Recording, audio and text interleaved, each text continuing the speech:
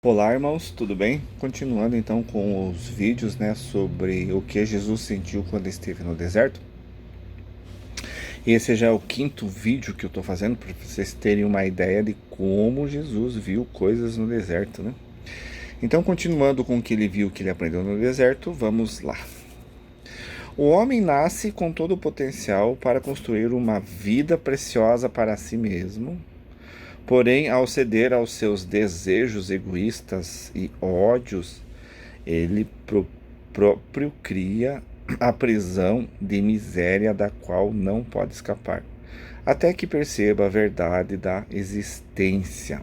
Então, enquanto o homem, continuar com ódio, com egoísmo, porque o egoísmo entra tudo, todos os vícios, o egoísmo entra todas as paixões, porque seu ego, seu ego está acima, tudo que você faz de ruim, tudo que você, os vícios que você tem, todos os vícios que você tem é seu ego, E os ódios que você tem, que eu tenho, que nós temos, ele cria uma prisão de miséria na nossa vida.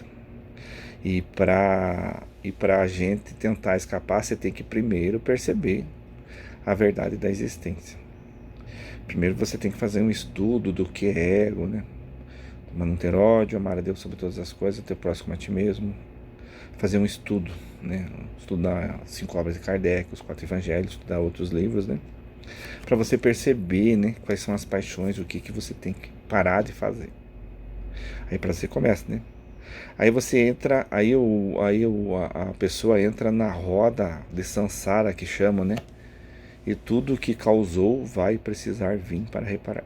A roda de Sansara, é um princípio indiano, mas ele fala sobre você nasce, na roda Sansara em cima, no meio ou embaixo, ou qualquer outro ponto que você pode estar na roda Sansara. No ponto de baixo da roda Sansara seria você estar numa situação bem ruim, no ponto bem em cima da roda seria você estar num ponto bem bom e tem a parte média, da roda. Você faz um círculo, E em cima a parte muito boa, embaixo a parte muito ruim e nas laterais as partes medianas que você vai ter que viver. Tudo de acordo com o que você fez, com o que você planejou, com o que você executou a tua encarnação inteira, como que você trabalhou ela, E daí vai somando as outras encarnações do passado e vai fazer um resumo, ou um denominador comum disso que você fez, dessa somatória tudo. Isso vai dizer que tipo de corpo, que tipo de vida que você vai ter na próxima tua encarnação. E as coisas que você fez de errado, pelas leis universais de Deus, Tudo que você fizer de errado, você vai ter que vir acertar. Tudo que você plantar, você vai ter que colher. Tudo que o homem acredita ser bom ou mal, naquilo se transforma. Tudo aquilo que você coloca seu pensamento, tudo aquilo que você pensa, que faz, que executa, que está dentro do teu coração, dentro da tua mente, ele se transforma de verdade. Então você vai se transformar naquilo que você pensa. Tudo que teme que outros lhe façam, assim farão. Porque a partir da hora que você está pensando que não quer que outro te faça, você vai estar criando um corpo nisso. E se você está criando um corpo nisso, consequentemente esse corpo vai se fortalecer e vai criar, ele vai vir à tona na sua vida. Então, quem serve a Deus, quem quer as coisas certas, não pode temer nada, você não pode temer nada. Ninguém é gigante perto de você, porque você está do lado do que vai vencer, de Deus, do leão da tribo de Judá, como diz na palavra, de Jesus, do Cristo planetário, dos outros irmãos evoluídos de Deus, Então você não tem que temer nada, não tema nada, porque isso vai criar um corpo, ele vai acontecer na sua vida. Tudo que você abençoar, o que fizer certo, será abençoado. Tudo aquilo que você deseja para as pessoas, você vai ser abençoado, vai vir para você. Você vai desejar tanto bem para uma pessoa que essa pessoa vai atingir o bem, se for assim, Mas esse bem, principalmente, ele vai vir para você. E tudo que você desejar de ruim também vai vir para você. Será vítima da doença a que o apavora. A doença que você mais tem medo, provavelmente, ou talvez, ela pode se manifestar em você. Tudo que emana na mente e no coração retorna para nós. Tudo que nós emanamos, ele retorna. Estes são os frutos do livre-arbítrio. Então, você tem teu livre-arbítrio, você tem as encarnações para você crescer, né, para você evoluir, e você tem o livre-arbítrio que você pode saber e pode fazer as escolhas certas ou erradas na sua vida, né? Para você fazer as escolhas, infelizmente, né, mas para você fazer as escolhas erradas, você tá cheio de exemplos, né? E muitas vezes, para você saber o que é certo, você precisa estudar. Por isso que é talvez muito mais difícil você fazer o certo que o errado, né? Porque o certo você precisa saber que está fazendo certo. O errado geralmente tá fácil, né? Promiscuidade, passar os outros para trás. Essa é a conversa do dia a dia, muitas vezes, né? Então fica mais fácil você ter acesso às coisas ruins do que ter acesso às coisas boas. São poucos que falam, que dão bons conselhos, né? Mas muitas vezes o que... Porque conselhos são bons, mas você tem um exemplo de uma pessoa fazendo as coisas ruins, né? Um pai, uma mãe, né? Fazendo as coisas ruins, consequentemente o filho vai fazer as coisas ruins também. Não há escapatória para o que o homem pensa, diz e faz, pois ele nasce do poder da consciência criativa divina e por isso cria com aquilo que imagina. Porque nós somos criados, né? Nós somos criados através da consciência criativa divina. Essa consciência criativa divina cria os seres vivos, né? E os seres espirituais também, acredito eu. Os seres daqui tenho certeza por causa das cartas de Jesus. Os seres espirituais não tenho certeza, mas provavelmente sim, né? Pelo que está dizendo aqui, provavelmente sim.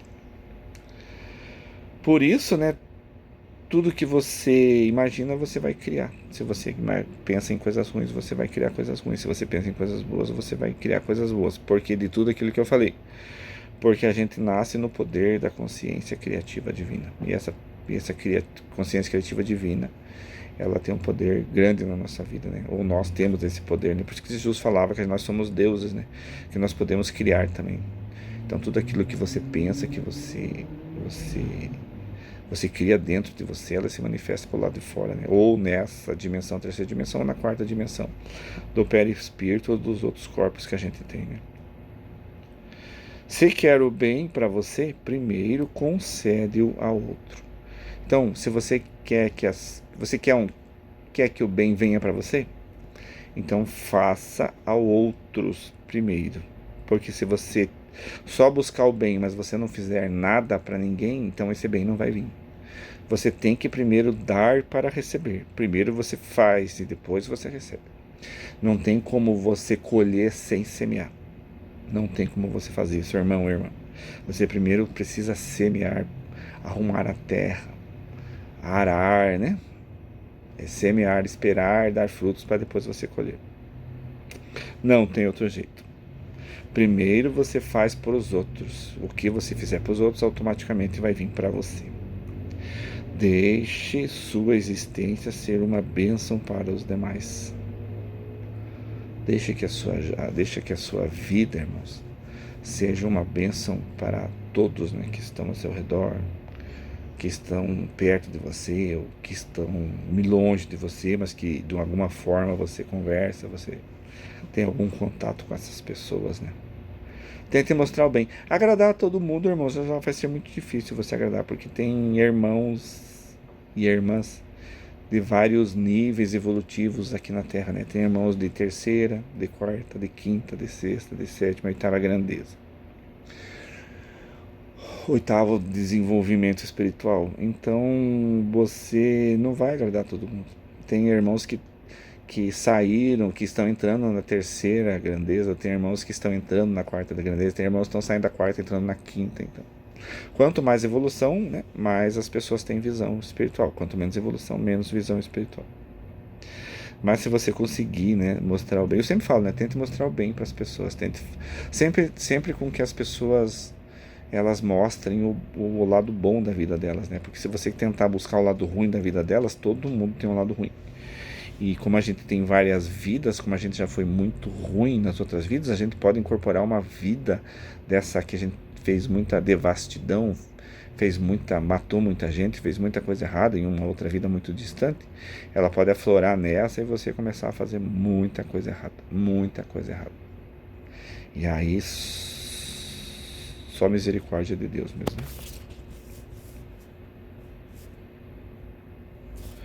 Quando Jesus disse, somente eu conheço e tenho visto o Pai,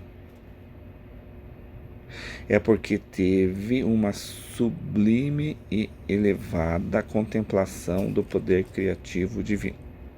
Então, claro que Jesus conhece a Deus, conhece o Cristo planetário, conhece tudo, mas como ele estava encarnado, ele estava no esquecimento, ele não tinha lembrança de tudo que ele viu do tamanho que é o poder do Espírito dele, né? Do tamanho da evolução espiritual de Jesus. Ele não tinha essa noção quando ele estava encarnado.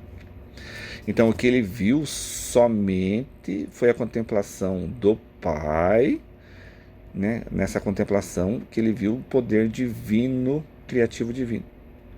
E esse poder criativo divino que foi emanado pelo Cristo planetário. Cristo planetário. Que já é muito, muito mais desenvolvido, muito mais elevado do que Jesus. Jesus é muito elevado, mas ele é mais elevado. Então, o Cristo planetário ajudou Jesus a cumprir, né, o que ele veio fazer, a cumprir a sua, faltou palavra agora, mas Jesus veio cumprir o seu apostolado, né, o seu ministério, né? Foi o Cristo planetário com os outros irmãos desencarnados que ajudaram a Jesus cumprir. Então, quando Jesus tinha essa influência do Pai divino, do poder criativo divino, né, do poder, então ele se referia a isso, mas ele estava, porque ele não era Deus, mas era o Cristo planetário. Mas o Cristo planetário, como ele tem uma intimidade divina com Deus, todo Criador, então é como se ele tivesse tido com Deus. Mas com certeza também ele canalizava Deus, ele sentia Deus também. E como ele se preocupa com sua criação. Então Jesus teve essa contemplação com o poder criativo divino, né, que vem de Deus, que pode passar pelos outros espíritos, dos nossos irmãos desenvolvidos, mas ele vem de Deus, né? Então Jesus sabia, né, que tudo vem dessa criação, nesse poder criativo divino vem da criação. Nestes momentos de pura união, Jesus sentia muita vontade de ensinar, curar, reconfortar, elevar, alimentar e livrar as pessoas de sua dor e da miséria, né? E do Deus vingativo que os judeus conheciam. Então, quando Jesus estava contemplando, ele viu só o amor, viu o poder divino, viu as coisas boas, foi elevado para uma outra dimensão de amor, né? Para ser ensinado, porque ele já sabia disso, ele só foi lembrado, na verdade, isso ele já sabia, ele só foi lembrado, porque ele estava no esquecimento. Mas neste momento de contemplação, de união com o poder criativo divino de toda a criação, ele sentia muita vontade de curar, de ensinar, né? De reconfortar, de elevar. Muitas vezes a gente também, né, tem essa vontade de fazer tanta coisa boa, né? E também ele tinha vontade, continua mais vontade ainda, ele já não gostava muito, né, mas ele teve mais ainda vontade de livrar as pessoas, né, da dor, da miséria e do Deus vingativo que os judeus conheciam, né, e que eles adoravam, né, esse Deus vingativo da época, né, que fazia as coisas erradas, mandava sacrificar animais e fazia um monte de coisa. Jesus havia se iluminado. Seus velhos pensamentos e ideias deram lugar à euforia de poder falar da boa nova e de como a consciência do Pai estava em Jesus. Então Jesus teve a iluminação, Jesus foi iluminado, né? Se ele não era um Cristo ainda ali, ele foi iluminado a um Cristo, né? Entrou na hierarquia crística, né? Então ele foi iluminado, acredito que talvez ele já era iluminado, já era no Cristo, mas ali ele teve essa iluminação dessa parte da vida carnal que ele teve. Então ele se iluminou nessa parte da vida carnal, que claro que ajudou ele na iluminação espiritual, claro que ajudou. E muito, né? E muito pelo que ele passou, pelo que ele sofreu, ele evoluiu demais na escala crística, na escala hierárquica espiritual, né? Então ele tinha esse poder, né? Jesus, vou ler de novo, isso é bonito, né? Jesus havia se iluminado, seus velhos pensamentos e ideias deram lugar à euforia de poder falar da boa nova. Então, da boa nova, tudo que a gente já falou até agora, né? Da criação, de como que Deus cria, de como que Deus alimenta, como que Deus, o poder criativo, nutre a criação, né? Em terceira dimensão, né? Porque ele está falando dos corpos de terceira dimensão. E de como a consciência do Pai estava com ele, né? Com Jesus, né? Quando a experiência começou a diminuir e Jesus voltou à sua consciência humana, deu conta da tremenda fome que sentia e também do seu retorno ao pensamento e condicionamento. Porque Jesus, quando ele foi arrebatado, né? Porque o corpo dele ficou, ele foi elevado, ele fez uma viagem astral, né? Ele foi arrebatado, ele fez um arrebatamento, uma viagem astral, né? Os católicos, os evangélicos chamam arrebatamento, né? No mundo espiritual se chama ele fez uma viagem astral, desceu do corpo, uma projeção astral.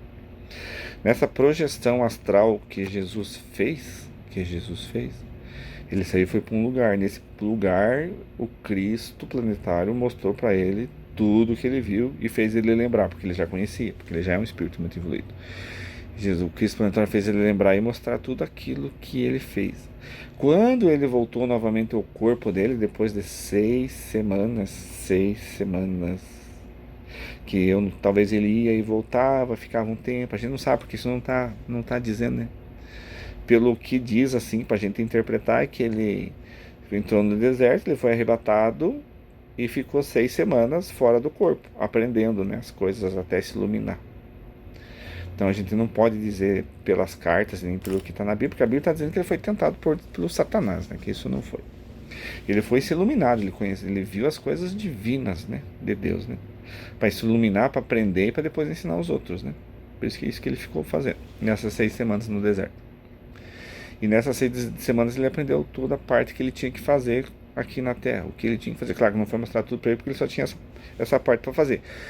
Mas ele tinha muito mais conhecimento, mas foi aflorado só esses conhecimentos que Jesus precisava, que já eram bastantes conhecimentos. É o que ele precisava para cumprir o ministério dele que ele veio fazer. Então, ele teve essa projeção astral, o corpo dele ficou e o espírito dele saiu do corpo, ele foi feita a projeção astral. Quando o corpo dele com o espírito dele voltou, que Deus, eu não posso dizer para os irmãos porque não nada fala, né, se ele fazia a projeção astral e voltava, aqui dá para entender que ele ficou 6 semanas fora do corpo, mas eu não sei se ele ficou 6 semanas fora do corpo, acredito que não. Talvez ele voltava, daí ele entrava em transe, saía do corpo, fazia a viagem astral, aprendia, talvez voltava no corpo. Nesse momento, depois das 6 semanas,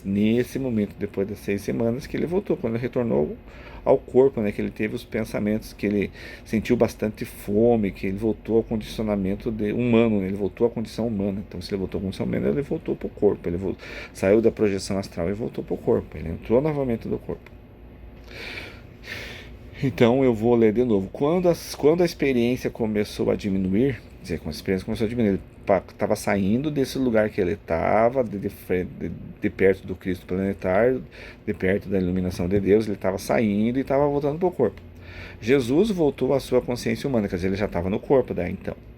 Deu conta da sua tremenda fome e que sentia e também do seu retorno ao pensamento e condicionamento. Então ele sentiu fome, viu o seu corpo, ele voltou um pouco em si, né, do que ele tinha passado. Suas relações após 6 semanas de experiência começaram a mudar. Então, depois que ele passou, aqui não diz que ele ficou em corpo astral em 6 semanas, mas só diz que suas reações depois, né, das 6 semanas de experiências começaram a mudar. Então, como ele viu tanta coisa, aquilo estava muito impressa no seu corpo mental, né? E aquilo estava muito forte, então ele mesmo já começou a mudar. Seu sentimento e seus conhecimentos humanos tomaram conta de seu pensamento. Então ele voltou a ter todos aquele sentimento humano. Jesus estava eufórico, pois nenhum homem já havia recebido tal honra, né? Tal ensinamento, né? Tal conhecimento. Nunca tinha acontecido isso, né? Foi a primeira vez que foi dado tanta coisa, mostrar tanta coisa para um homem. Agora Jesus sabia por que não concordava com o Deus vingativo e ortodoxo dos judeus que eles acreditavam. Por isso que ele conseguiu entender, ele conseguiu ver como é que funcionava, né, a mente de Deus, o poder criativo, como é que Deus trabalhava, que era só amor, né? E daí ele agora pôde entender por que, que ele não gostava do Deus dos judeus, por que ele não gostava dos sacerdotes, por que ele não gostava dos principais, por que ele não gostava do que eles faziam no povo, né? Ele pôde entender essa ortodoxia dos judeus e a parte da parte do Deus judeu que era vingativo, né? Daí ele pôde entender e compreendeu ainda mais por que ele não gostava, né? E não gosta, né? Quer dizer que Deus vingativo, Deus não existe Deus vingativo, né? Deus, se for Deus, se está falando de Deus não é vingativo, Deus é só amor, né? Se tiver vingança, se tiver que cobrar alguma coisa, se tiver que matar alguém para perdoar pecados, daí já não é esse Deus, já é outro Deus, é esse Deus ortodoxo, né? De religiões aí ortodoxas, né? E é Deus vingativo, não é o Deus que a gente conhece, o que a gente quer mostrar, o que a gente veio para falar. Não é esse Deus. Tem que se amarrar bomba no corpo, explodir por algum Deus, não sei o que lá, daí não é Deus. Matar não sei quem por Deus, daí não é Deus, não é esse Deus. É um Deus vingativo e ortodoxo, mas não é o Deus verdadeiro. Tá bom, irmãos? Espero que os irmãos tenham entendido e ainda continua as experiências do deserto, tá bom? Aqui ele está acordando da experiência que ele teve. Deus abençoe e a paz de Deus, irmãos.